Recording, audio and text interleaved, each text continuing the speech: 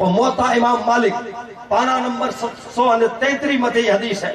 कि हजरत मुआज बिन जबल रजी अल्लाह तआला हदीस दा रावी फरमाइए ताज अल्लाह जो रसूल फरमायो कि जो मुझी वजह से आपस में मोहब्बत रखे था, मुझी वजह से आपस में हिकड़े बे मथे वीए था, अने मुझी वजह से आपस में हिकड़े बे मथे माल खर्च करिए था, तो अल्लाह जो रसूल फरमाइए था जो उन्हीं ना करे मुझी मोहब्बत वाजिब थी हुई है, उन्हीं से मोहब्बत करिए, मुझी मोहब्बत वाजिब। तो ये इंसान से भलाई करनी, बे इंसान बे मानवी से भलाई करनी, इनजा कई फायदा है इस्लाम जे मिजारा कि आई हर एक इंसान के मदद रू करो, उनके फायदो खुजायो, उनसे मोहब्बत करो, तो अल्लाह ने उन जो रसूल सल्लल्लाहु अलैहि वसल्लम आमते करम करीदा। तो अल्हम्दुलिल्लाह बे इंसान से मदद रू थीला, बे इंसान से मोहब्बत करेला, अलग अलग कई कम माने अमल अने रस्ता है, उन्हीं मिजानू हिकड़ो कम ही अमल है जो पिंजे समाज के मदद रू थीणो की समूह साधी है।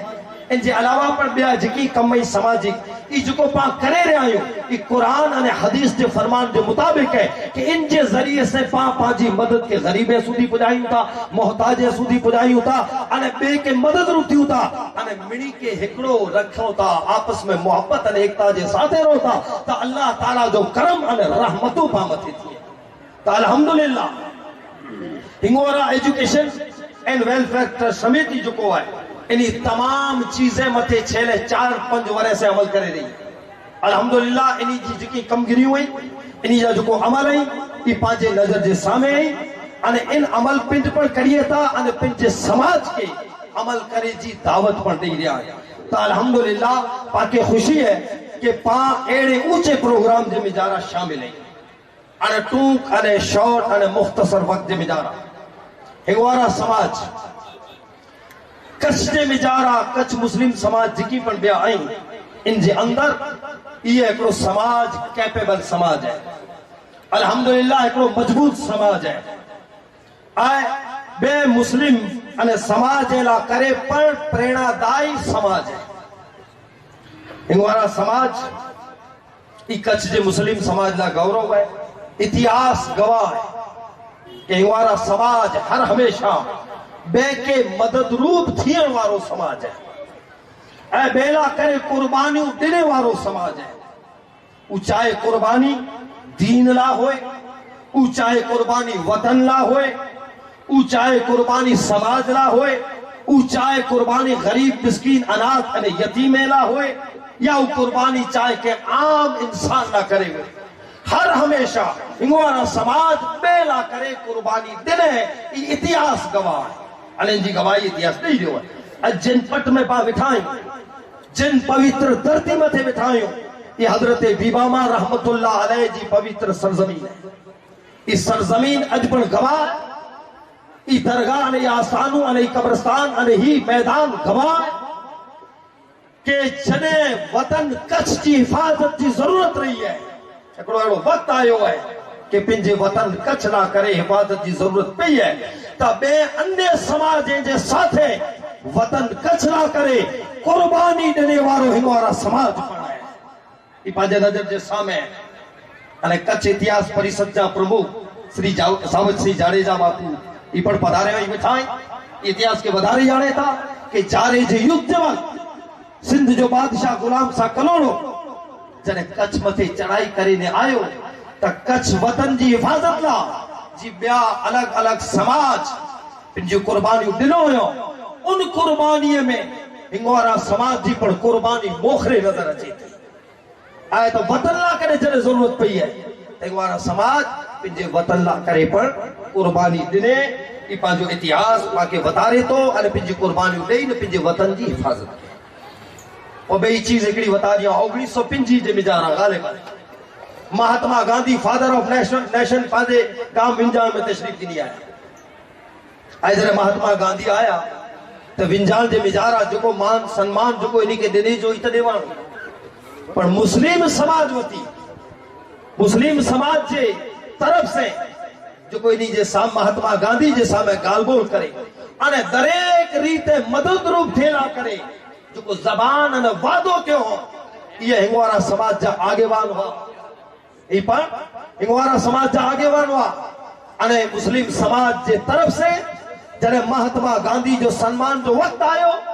त इंगवारा समाज जे साथे हजरत क़िबला मुफ्ती कच्छ, हजरत क़िबला हाजी जहांगीर साहब, हजरत क़िबला हाजी सुल्तान साजा वालिद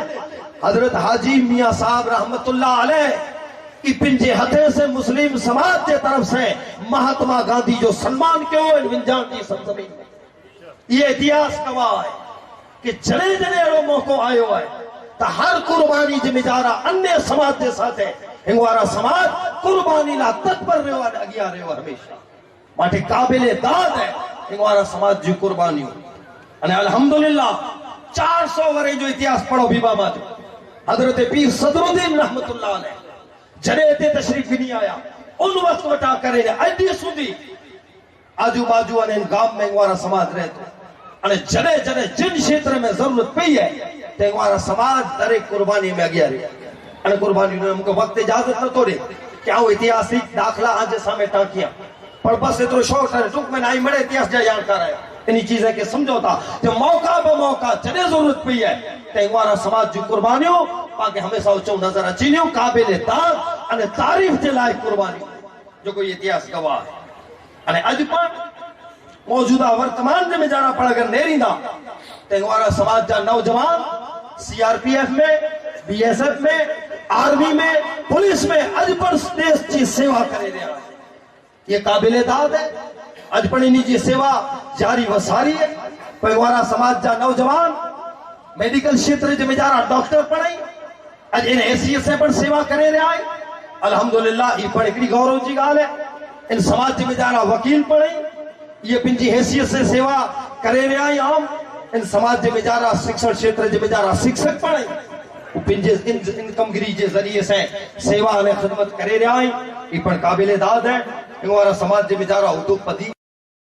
बिजनेसमैन है सरकारी कर्मचारी है खेडूत है मालधारी है तमाम फील्ड में कम करे वाला नजर अचे था अने हर एक लोग पिन पिन जी हैसियत के मुताबिक कौम जो समाज जो अने अन्य माण्हुए जी सेवा अने खिदमत जे कमे में लगेलो पाके नजर अचींदो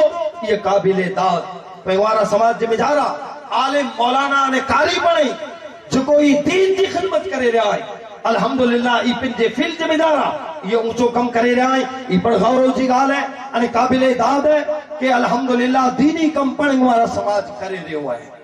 इनके अलावा हिंगवारा समाज में राजकीय क्षेत्र जे में जारा पण बड़े ओहदे ते रही चुका ही है और वर्तमान में पढ़ाई कई सरपंच जे ओहदे ते पढ़ाई कई तालुका यानी लेवल मथे पर सभे रही चुका है जिला लेवल मथे पर के राजकीय होदे मथे आई त राजकीय क्षेत्र जे मिजारा पर सेवा करे रहा है अल्हम्दुलिल्लाह ई पर काबिले दाद अने तारीफ के लायक है कि निजी यानी खिदमत जारी व सारी है इनके अलावा कच्छ मुस्लिम समाज में कितने झगड़ा हुए केड़ा मन दुख हुए अज पण हिंगवारा समाज जा अग्रणी उते विनी करे उनी मन दुख ने झगड़े के मिठाई अने पतावट करे सुलह कराए आपस में एकड़ो बनाइए था ई पण इनी जा सेवा जा कम इतिहास मौजूदा 50 वरे में त कई अड़ा बना हुई पांजे एरिया जा जो को समाधान अने पतावट हिंगवारा समाज जे तरफ से करे में आवी त ई बेला दर्द अने दुख रखणो इन समाज जे विचारा पाके नजर अचे तो अल्हम्दुलिल्लाह हिंगवारा समाज जी जो कोई समिति है ई मुबारकबादी जे लायक है जो को अजी नूरानी मंजर अने ऊंचो प्रोग्राम पांजे सामे रखियो होयो